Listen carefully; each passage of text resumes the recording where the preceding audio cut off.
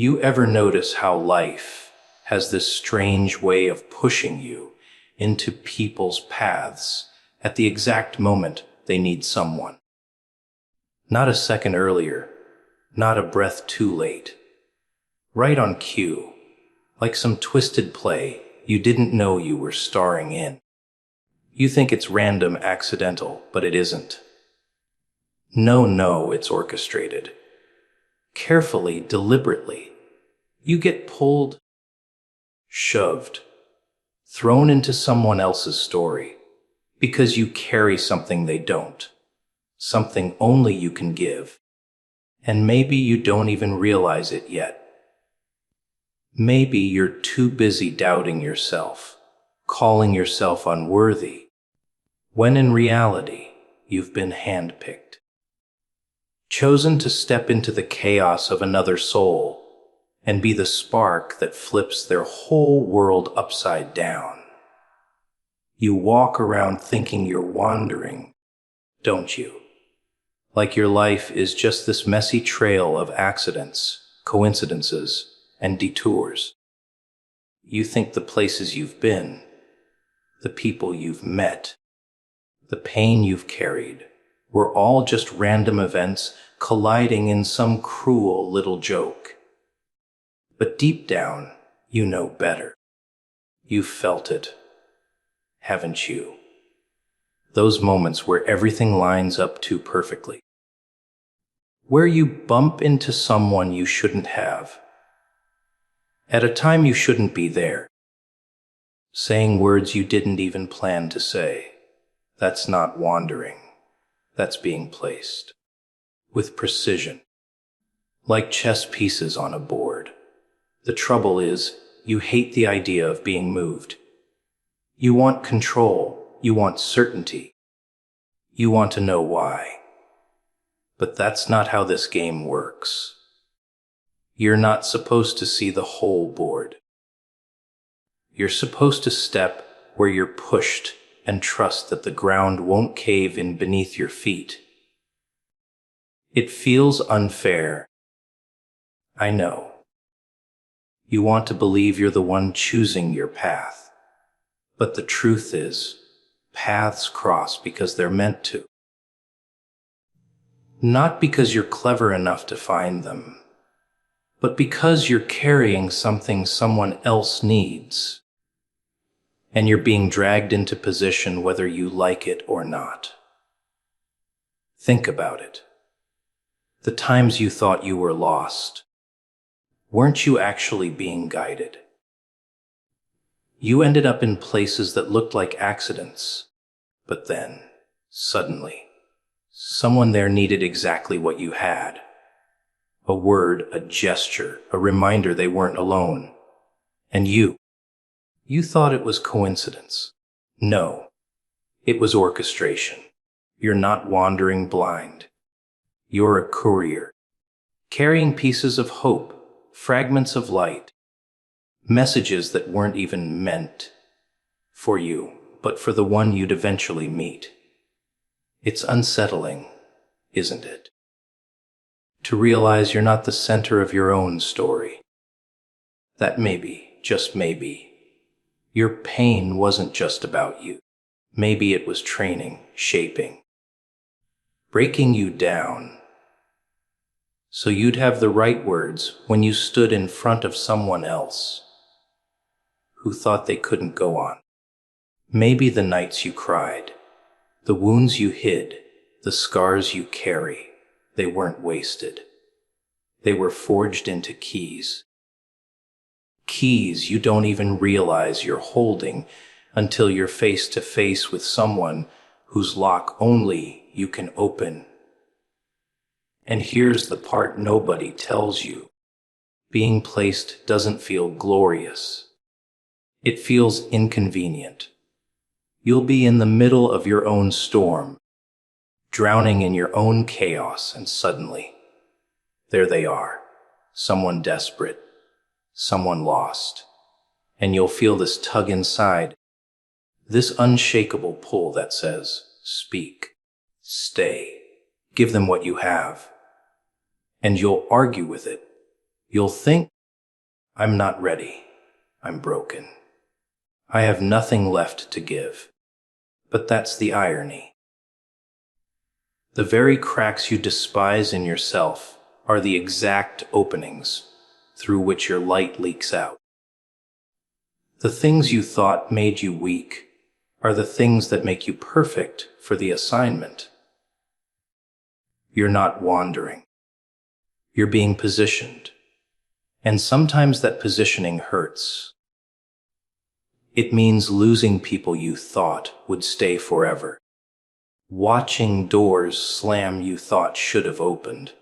Finding yourself in places that make no sense at all. But those very losses, those very detours, are what line you up with the ones you were sent for. You're not being punished. You're being moved. Like pieces sliding into place for a moment you won't see coming until it's right in front of you. And when it happens, you'll know. You'll feel it. The words will spill out of your mouth without rehearsal. The presence of your scars will comfort them more than your polished wisdom ever could. And you'll realize you didn't wander here at all. You were placed here. Precisely. Intentionally. Because someone needed you more than you needed your excuses. What you carry isn't for you. And that's the part most people never understand. You walk through life thinking the weight on your shoulders, the scars on your skin, the fire in your chest. It's all yours to deal with. You think the lessons you've learned, the battles you've fought, the nightmares you've survived, were handed to you just to torment you. But no, that's not it. You've been carrying something that was never meant to stay locked inside. You've been walking around like a messenger who doesn't realize he's holding the letter that could change someone's life. The irony is, you probably look at yourself and think you're empty, broken, useless. But what if that's the disguise? What if the very things you despise about yourself are the things that make you the perfect vessel? Think about it. Every wound you've endured taught you something. Every betrayal sharpened your instincts. Every loss carved depth into your soul. And all of that isn't just for your survival. It's so when someone else is bleeding from the same kind of cut, you know exactly what to say, how to look at them, how to let them know they're not alone. You've been entrusted with more than you realize. The resilience you built in silence, the strength nobody saw you fight for, the wisdom you didn't ask for but bled for. That's not just your trophy case. That's ammunition for someone else's battle. You carry words that can pierce through despair, gestures that can lift someone who's sinking, presence that can steady a shaking soul. And you may think it's small, insignificant, but for the one who needs it, it's everything. Funny thing is, carrying something for others feels like a burden until the moment it's released. You'll spend years asking why you had to suffer so much, why you had to lose so much, why the weight never left your chest. And then, in an instant, you'll meet someone whose eyes mirror the same agony you once had, and suddenly it all makes sense. The burden becomes a gift. The pain transforms into proof. You realize the things you thought broke, you actually equipped you to be the one person who could reach them. And here's the part that stings. It's not optional. You can't bury what you carry, You can try to silence it, numb it, lock it away, but it leaks out anyway. In your tone, in your presence, in the way you look at people. Others can feel it, even if you never say a word. They're drawn to you. Not because you're perfect, but because something in you resonates with their hidden wounds. It's like a signal, a frequency only the broken can hear. They recognize the scars in you, and that recognition gives them hope for their own. What you carry isn't for your comfort. It's for someone else's survival. And yes, it's unfair. Yes, it feels heavy. Yes, it would be easier if you could just live for yourself. But you've been set apart for something bigger than easy, and the weight on you proves it. It proves you're trusted with something powerful, something that could shake another soul awake. Every story you've survived, every battle you've endured, every dark night that didn't kill you, it all adds up to this: you're a carrier of words that matter, of experiences that heal, of presence that changes atmospheres. The things you think are useless, they're weapons in someone else's war. The memories you wish you could erase, they're maps for someone else who's lost in the same wilderness. The tears you shed in silence, they're the empathy someone else will need when they can't stop crying. And isn't that something? To realize your life hasn't been random suffering, but preparation. That the weight you've cursed has been the very thing that proves you were chosen to carry what others couldn't. You're not empty, you're full. Full of stories, full of scars, full of fire. And none of it was ever just for you. Doubt has a way of crawling in like smoke under a locked door. You try to shut it out. You try to convince yourself you're strong, but there it is, whispering in your ear, twisting your stomach, slowing your steps. You start asking questions you can't answer. Why me? Am I really chosen? Do I even have what it takes? And the more you think about it, the heavier it feels, like every weakness, every failure, every scar you carry is proof that you're unworthy. That's how doubt works. It doesn't scream, it suffocates. It convinces you that what's been placed on you was a mistake. But here's the irony. Doubt doesn't cancel the assignment. You can feel broken, unqualified, completely unprepared, and still be the one sent. Because being chosen isn't about being flawless. It's about being willing. And willingness often shows up wrapped in fear. You think courage means never trembling, never second guessing yourself. But no, courage is showing up in spite of the tremble.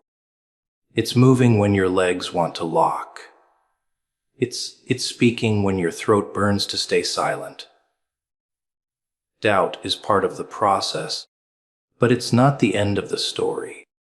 The truth is, the ones who question themselves are often the very ones who can be trusted most. Because they don't take the weight lightly. They don't strut around assuming they're worthy. They wrestle with the responsibility. They feel the gravity of it, and that humility, that awareness, is exactly why they're chosen. You see, arrogance disqualifies people far quicker than doubt ever could.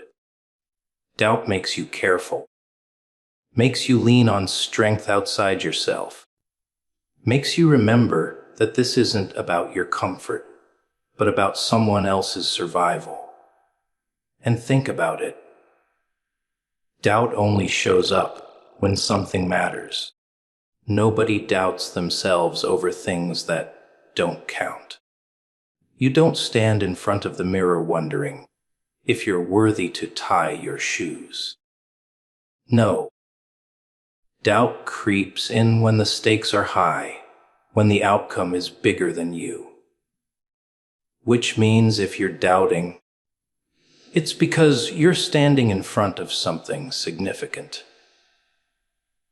It's because what's inside you carries weight, carries power, carries potential to alter someone else's life. But doubt doesn't just attack your worth. It also attacks your memory. It makes you forget what you've already survived. It convinces you that the same person who crawled through hell and made it out is suddenly too fragile for the task ahead. It blinds you to the evidence of your own history. All the nights you should have broken, but didn't. All the battles that should have killed you, but left you standing. Doubt thrives on amnesia. It needs you to forget how strong you really are, because if you remembered, you'd laugh in its face. Yet here's the beautiful twist. Doubt can become fuel. It keeps you leaning forward, keeps you desperate, keeps you hungry. The ones who think they've got it all figured out, they fall the hardest. But the ones who doubt, they prepare, they stay alert, they move carefully. Doubt keeps you from becoming careless with what you've been given. It may torment you, but it also keeps you sharp. So yes, you'll doubt. You'll wake up some mornings convinced you're not enough, convinced you should walk away, convinced somebody else would be better suited for the role. But walking away doesn't erase the call. It follows you, tugs at you, gnaws at you in the quiet hours. Because it was never about perfection. It was about obedience. It was never about you feeling worthy. It was about you being willing to carry what was placed in your hands. Doubt is a shadow. Nothing more. It looms large, but it has no substance. It can scare you, distract you, slow you. But it can't stop you unless you hand it the keys. And that's the secret. You don't have to feel worthy to be chosen. You just have to move, even if your knees are shaking, even if your voice cracks, even if your heart tells you to quit. Doubt may walk beside you, but it doesn't get to decide where you go. Fear, that ugly, trembling little thing that sits in the pit of your stomach, scratching at your ribs, whispering in your ear that you'll never make it. Fear is a master illusionist. It paints pictures in your head of disasters that haven't even happened yet, and suddenly your hands sweat, your knees buckle, and you stop before you even begin. That's the trick. It doesn't need to strike you down. It just needs to paralyze you long enough for opportunity to slip away. You think you're protecting yourself, but what you're really doing is handing your future over to shadows.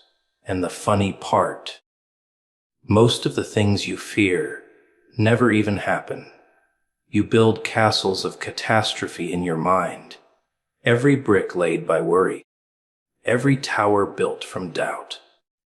You rehearse failure like it's a script, playing it again and again, until it feels like truth. Fear doesn't even need reality on its side, just imagination. And when your imagination gets hijacked, it's no longer a tool, it's a weapon against yourself. That's the cruel joke. You become your own jailer. locking yourself in cages made of thoughts. But what fear doesn't tell you is that it only shows up when you're close to something that matters. Nobody fears the ordinary. Nobody fears the meaningless. Fear prowls when you're standing on the edge of change, when you're about to step into something greater. That's when it slithers in, because it knows if you move forward, if you break through, the chains it's wrapped around you won't matter anymore. Fear fights hardest when the breakthrough is closest. It snarls, it bites, it threatens. But that desperation is proof that you're stepping into dangerous territory. For the fear, not for you. You've got to understand that fear is not an enemy to be destroyed, but a compass to be read.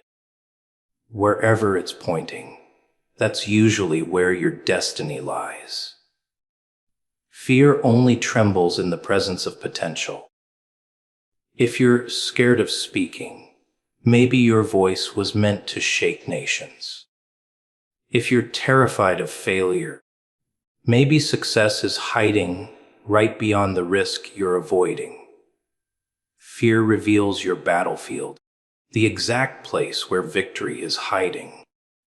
You think it's a warning sign, but really it's a map. And when fear comes, it never comes empty-handed. It brings along excuses. You're not ready. You're too weak. You'll embarrass yourself. Those aren't truths. Those are chains. Soft enough to wrap around your mind, but strong enough to hold you still. Excuses feel safe. They make sense in the moment. But when the years slip by, when the opportunities rot where you left them, you'll realize those excuses were the most dangerous lies you ever believed. Fear doesn't take your life in one blow. It takes it in small pieces, one excuse at a time, until you wake up wondering why nothing ever changed. And yet, there's a strange thing about fear. It can't survive exposure. Speak it out loud, drag it into the open, and suddenly it shrinks. Confront it head on, and it stutters. Walk toward the very thing you're afraid of, and you'll feel it crumble under your feet. Fear only has power in the shadows, where it grows bigger than it is. The moment you shine light on it, you see it for what it really is: smoke, a shadow on the wall, an empty threat that only carried weight because you bowed to it. But here's the real secret. Fear isn't the absence of strength. It's the proof of it. You don't fear what doesn't matter. You don't fear what you're unprepared for. The presence of fear is the clearest sign that you are carrying something valuable, something dangerous to the darkness, something too important to be left alone.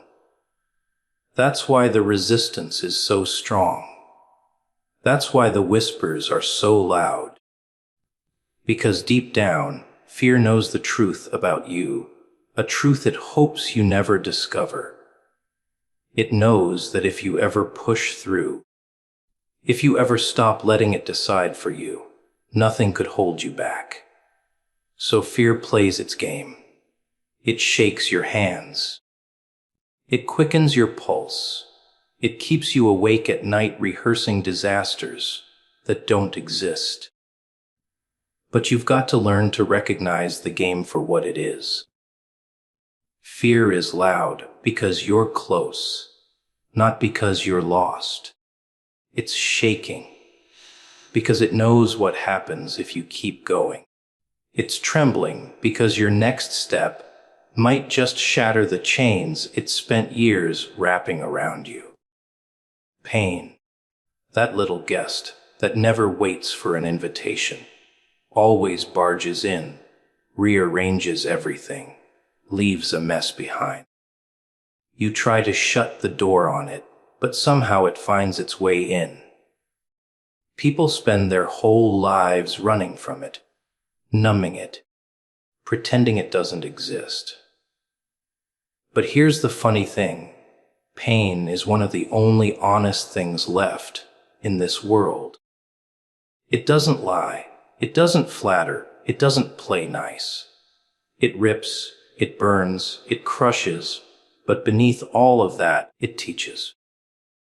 Pain is the teacher you curse in the moment, but thank years later when you realize everything it forced out of you was exactly what you needed. Most don't see it that way. They see pain as punishment, as proof that they've been abandoned, as evidence that life is unfair. And maybe life is unfair. Maybe it's cruel, maybe it's merciless. But pain isn't always cruelty. It's often a kind of chiseling. Like stone in the hands of a sculptor, pain chips away at you, strips off the excess, the weakness, the illusions you cling to. Every blow feels like destruction, but what if it's construction? What if the very thing you're begging to stop is what's shaping you into something you can't even imagine yet? Think about it. The strongest steel doesn't come from gentle hands. It comes from fire. Heat, hammer, pressure, repeat. That's the process. And still, people want strength without the forge, wisdom without the scars, depth without the drowning. You want the crown without the thorns, the victory without the battle. But pain doesn't work that way. Pain doesn't hand out shortcuts.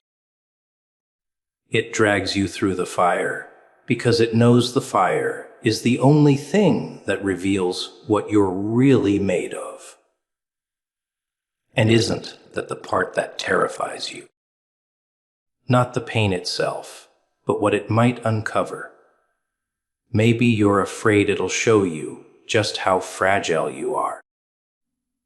Or maybe, just maybe, you're afraid it'll show you how much power you've been hiding. Because once you see that strength, once you realize you can survive what should have destroyed you, then you have no excuse left. Pain exposes the truth you can't ignore. It peels back the lies and leaves you standing bare with nothing but your raw self staring back at you. People who avoid pain live shallow lives. They keep everything safe, everything soft, everything predictable. And sure, maybe they dodge the bruises. Maybe they escape the sleepless nights. Maybe they even convince themselves they're happy. But deep down, they're empty. Because without pain, there is no growth. Without loss, no gratitude. Without breaking, no healing. A smooth path never made a strong traveler. It's the cracks in the road, the storms overhead, the nights you thought would never end. Those are the things that shape you. And let's not forget, pain doesn't always mean tragedy. Sometimes pain is the evidence of transformation. Think about the seed buried in the soil. It breaks apart before it grows. The butterfly thrashes in its cocoon before it flies. Even birth itself, the start of life, comes through pain. Every great beginning hides behind something that looks like an ending. Every new level of yourself requires shedding an old skin, and that shedding, it hurts. That's the price. That's the process. That's the proof. But what do most people do? They try to numb it. They run to distractions, addictions, anything that dulls the sting. But when you numb pain, You don't just numb the hurt, you numb the lessons, the strength, the awakening that's trying to claw its way out of you. Pain demands to be felt, because inside its claws is the very thing you've been praying for. That strength you keep asking for. It's hidden in the trial you're trying to escape. That clarity you've been begging for. It's tucked away in the tears you won't let yourself cry. That destiny you're chasing. It's hiding in the very place you've been avoiding because it burns too much to stand there. The irony is, pain is proof that you're alive. Numbness is death in disguise, but pain means your heart still beats. Your spirit still fights. Your story is still being written. It's a reminder that you're still in the game. Still capable of change, still standing even when everything inside you screams to collapse. Pain is a signal, not an ending. It's the alarm bell of transformation, the toll of becoming. The sound of weakness being burned away so something unshakable can rise.